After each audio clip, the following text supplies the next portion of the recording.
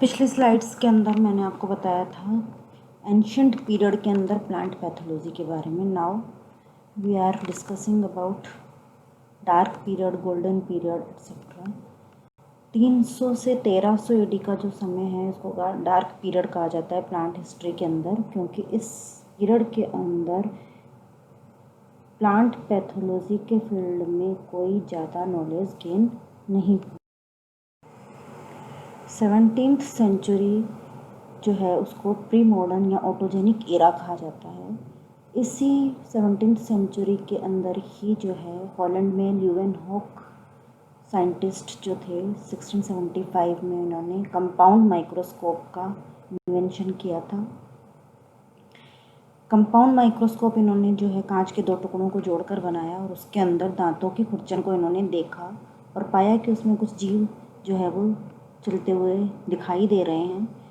तो इसके बाद में और भी माइक्रो ऑर्गेनिजम्स को जो है इनके द्वारा बनाए गए माइक्रोस्कोप में देखा गया। इन्होंने सबसे पहले जो है माइक्रोस्कोप के अंदर जो कि इन्होंने बनाया था उसके द्वारा बैक्टीरिया के बारे में बताया। माइकेली, इनको जो है फादर ऑफ माइकोलॉजी कहा जाता है। क्यों कहा जाता है इनको? क्योंकि इन्होंने फर्स्ट टाइम 1729 में फंगल स्पोर्स को देखा था। इन्होंने एक बुक पब्लिश की थी नोवा प्लैनेटेरम जेनेरा, और इसके अलावा इन्होंने फंजाई की 900 के करीब स्पीशीज़ जो है वो फंजाई की जातियों को उन्होंने स्टडी किया था, इसलिए इनको फादर ऑफ माइको 1755 टिलेट का नाम जो है ये महत्वपूर्ण है, क्योंकि इन्होंने एक पेपर पब्लिश किया था बंट और स्टिंकिंग स्मट ऑफ वीट, जो कि आप पहले पढ़ चुके हो, डिजीज़ वीट पर जो होती है। और इन्होंने बताया कि यह एक इन्फेक्शियस नेचर की डिज़ीज़ है। बंट जो है इन्फेक्शियस नेचर होता है। अगर इसके अंदर जो है जो स्पोर्स के अंदर जो है ये जब ये डिज़ीज़ उत्पन्न होती है तो वो ब्लैक कलर के स्पोर्स उसके अंदर बन जाते हैं, जिसको कि ब्लैक पाउडर कहते हैं। और ये ब्लैक पाउडर जो है ये रेस्पॉन्सिबल होता है इस डिज़ीज़ को उत्पन्न करने के लिए।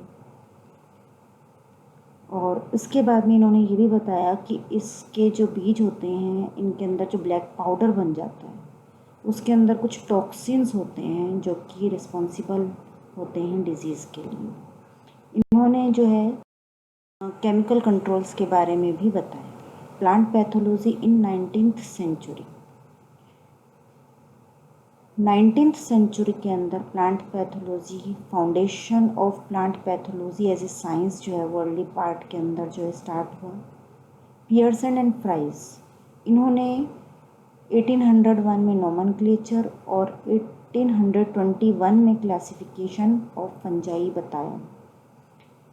They believed micro organism originated from disease, क्योंकि इस समय तक जो है स्वतः जनन स्पॉन्टेनियस जनरेशन थ्योरी को माना जाता था। Prevost 1807 diseases caused by microorganisms. Tillet जो थे उन्होंने जो है अपना बंट टिलेट स्टिंकिंग स्मट या बंट डिजीज़ के अंदर ही बताया था कि कुछ स्पोर्स होते हैं जिनमें कुछ टॉक्सिन्स होता है जो कि डिजीज़ के लिए रिस्पॉन्सिबल होता है।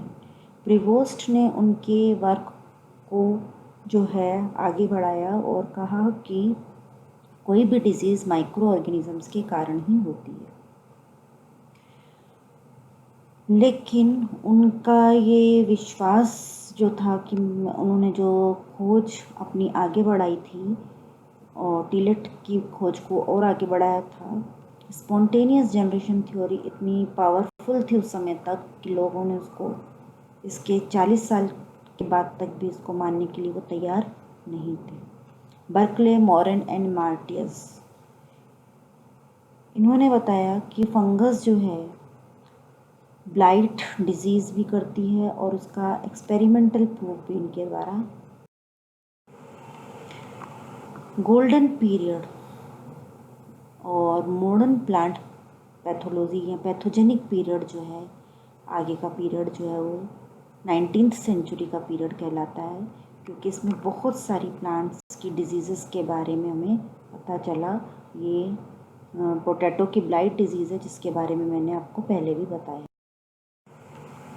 19th सेंचुरी में ही जो है de Bary, German scientist de Bary जो है वो सामने आए और उन्होंने foundation of modern experimental plant pathology का एस्टेब्लिशमेंट किया। और उन्होंने ये भी बताया कि fungi were the cause not result of plant diseases, confirm the findings of Tillet and Prevost. Tulsane brothers also confirmed the findings of Prevost, DeBary and Tillett in case of rust and smut fungi. DeBary also renamed the causal organism of late blight as Phytophthora infestans. He discovered the heteroaceous nature of the rust fungi, means it survives or it completes its life cycle on two different hosts. He also described detailed life cycle of downy mildew, rots, smuts, fungi and their parasitism. DeBary also explained the role of enzymes in the plant pathology. He also wrote a book named Morphology and Physiology of Fungi, Lichens and Myxomycetes. Thus, DeBary's name is very important in the field of plant pathology. Robert Koch, 1879. He established the germ theory of the plant diseases first time. इन्होंने बताया कि spontaneous generation theory जो थी उसको इन्होंने गलत साबित किया और ये बताया कि सभी प्लांट डिजीजेज या एनिमल डिजीजेज जो होती हैं they are caused by the presence or action of specific microorganisms. Microorganisms are the cause of many diseases.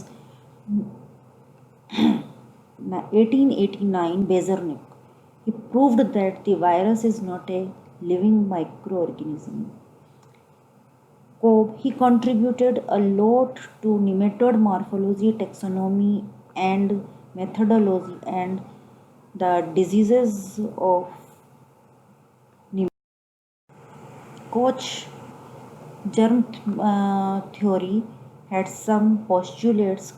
These postulates are known as Koch's postulates. The suspected causal organism, either it is bacterium or other microorganism, must be present in the every diseased organism. The suspected causal agent must be isolated from the diseased host organism and grown in pure culture. When a pure culture of the suspected causal organism is inoculated in a healthy susceptible host, the host must reproduce the specific disease. The same causal agents must be recovered again from the experimentally inoculated and infected host, that is, the recovered agent must have the same characteristics as the organisms in step 2. Briefeld, 1875 to 1912, had made many artificial cultures of the microorganisms. Millardet, 1885, invented Bordeaux mixture. 1885 में जो है Europe में grapes पर एक disease लग गई थी जिसको कि डाउनी मिल्ड्यू ऑफ ग्रेप्स कहते हैं। और ये downy mildew of grapes we have studied in previous class. तो इन्होंने देखा कि ये जो ग्रेप वाइन जहाँ पे ग्रो कर रही थी वहाँ पे जो किनारे पर ग्रेप वाइन्स थी दे डिडंट गेट अफेक्टेड। तो उन्होंने सोचा कि ऐसा क्यों हुआ। तो फिर उन्होंने जो है इसको देखा तो उन्होंने देखा कि जो किनारे पर है कहीं से कहीं पर वाइट वॉश हुआ था, तो वाइट वॉश का पानी वहाँ पे फ्लो होकर आ रहा था और उस वाइट वॉश को उन्होंने देखा तो उसके अंदर चूना होता है, लाइम होता है, कॉपर सल्फेट होता है और पानी होता है। और जब ये तीनों का मिक्सचर जो कि किनारे से बह रहा था उन्होंने बीच वाले क्रॉप्स पर डाला तो वो भी जो है हेल्दी होने लगे और उन पर इन्फेक्शन जो है वो ख़त्म होने लगा। तो ये जो एक मिक्सचर जो है एक्सीडेंटली उन्होंने खोजा, इसको इन्होंने बोर्डियोक्स मिक्सचर का नाम दिया। This Bordeaux mixture is also beneficial in late blight of potato. Plant pathology in 20th century. 1904, Biffen first to show that resistance to pathogens in plants can be inherited as a Mendelian character. pioneer in genetics of plant disease resistance. 1918, E.J. Butler published book on fungi and diseases in plants. He made exhaustive study on Indian fungi and diseases caused by them. They also known as E.J. Butler, also known as father of modern plant pathology in India, because he studied many Indian fungi and wrote books fungi and diseases in plants. यहाँ पर हम देख रहे हैं plant diseases जो हैं वो उनके सिम्टम्स हमें दिखाई दे रहे हैं कि प्लांट डिजीज़ेज़ जो हैं जड़ में भी हो सकती है, तने पर भी हो सकती है, लीव्स में भी हो सकती है, और ये हेल्दी पार्ट है जो कि जिस पे कि इन्फेक्शन नहीं है। ये वेस्कुलर बंडल में हो गया जिसको कि विल्ट कहते हैं, ये जो है कॉर्टेक्स में हो गया जिसको कैंकर कह रहे हैं, ये पत्ती पर स्पॉट हो गया जिसको कि लीफ स्पॉट कहते हैं, ये जो गल गया फ्रूट इसको फ्रूट रोट कहते हैं, ये फ्रूट्स के ऊपर स्पॉट्स बन गए इसको फ्रूट स्पॉट कहते हैं, इसकी लीफ की वेन्स जो हैं ये ब्लॉक हो गई इसको लीफ विल्ट कहा जाता है, तो ये जड़ें सड़ गई इसको रूट रोट कहते हैं। यहाँ पर एक ट्यूमर बन गया जिसको कि गोल कहते हैं, क्राउन के रूप में, मुकुट के रूप में दिखाई दे रहा है, इसको क्राउन गोल कहते हैं। तो इस तरह से कोई भी डिजीज़ अगर किसी प्लांट में होती है तो उसका जो फंक्शनिंग होती है वो स्टॉप हो जाती है, नॉर्मल फंक्शनिंग उसमें नहीं होती। 1943 great Bengal famine due to Helminthosporium oryzae caused death of 2 million people in India. 1945 Horsfall explored the mechanism of fungicidal action. 1966 Schmeling and Pulka were the first to find out systemic fungicides. तो next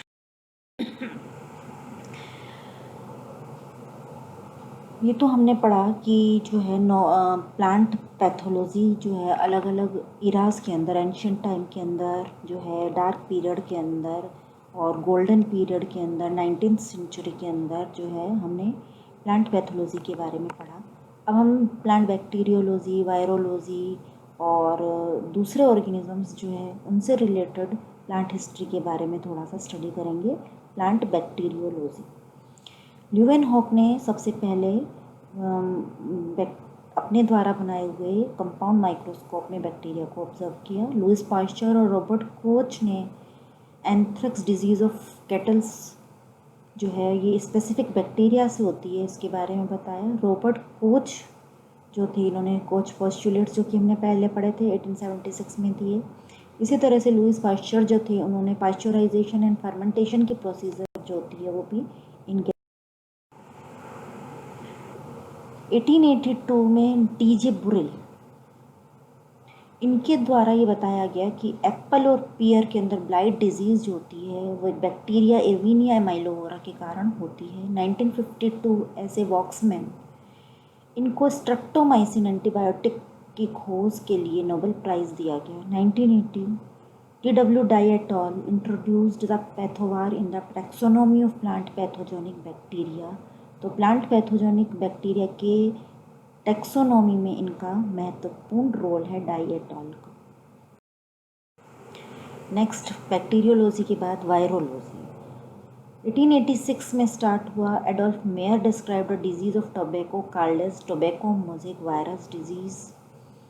1890 Ivanovsky, founder of virology. 1896 Beijerinck, he believed जो कि ये tobacco mosaic virus disease होती है, इसका जो organism होता है उसको उन्होंने कॉन्टेजियम विवम फ्लूइडम नाम दिया, इन्फेक्शियस लिविंग फ्लूइड। इन्हीं के द्वारा बाद में इस कंटेजियम विवम फ्लूइडम का नाम वायरस दिया गया, जो कि लैटिन शब्द है, इसका अर्थ होता है पोइजन। 1935 वायरस हिस्ट्री में बहुत इम्पॉर्टेंट रोल प्ले करता है। इसमें स्टैनले ने प्रूव किया कि वायरस को क्रिस्टलाइज भी किया जा सकता है और इनको इसके लिए नोबेल प्राइज़ मिला। और इसी के बाद पता चला कि वायरस लिविंग और नॉन लिविंग दोनों फॉर्म्स के अंदर रह सकते हैं। तो वायरस के बाद में वायरस जैसे ही दिखने वाले एक और माइक्रो ऑर्गेनिज्म जो कि डायनर के द्वारा 1971 में सबसे पहले बताए गए, 1971 में इनको फाइटोप्लाज्मा नाम दिया गया। नोकार्ड एंड रोक्स ने 1898 में इनको सबसे पहले डिस्क्राइब किया था माइकोप्लाज्मा के नाम से। और 1967 में डॉई एट अल, जापानीज साइंटिस्ट थे, उन्होंने इनको MLO mycoplasma like organisms could be responsible for the diseases of the yellow type diseases in the plants, ये बताया था डॉई एट अल ने। इसके बाद में 1972 Davis et al observe that a motile helical wall-less microorganism associated with cone stunt disease which could be cultured and characterized, and they named it as spiroplasma। तो ये सारे नाम जो है अलग अलग साइंटिस्ट के द्वारा माइकोप्लाज्मा को अलग अलग, फाइटोप्लाज्मा, स्पाइरोप्लाज्मा, ये सब एक ही ऑर्गेनिज्म के अलग अलग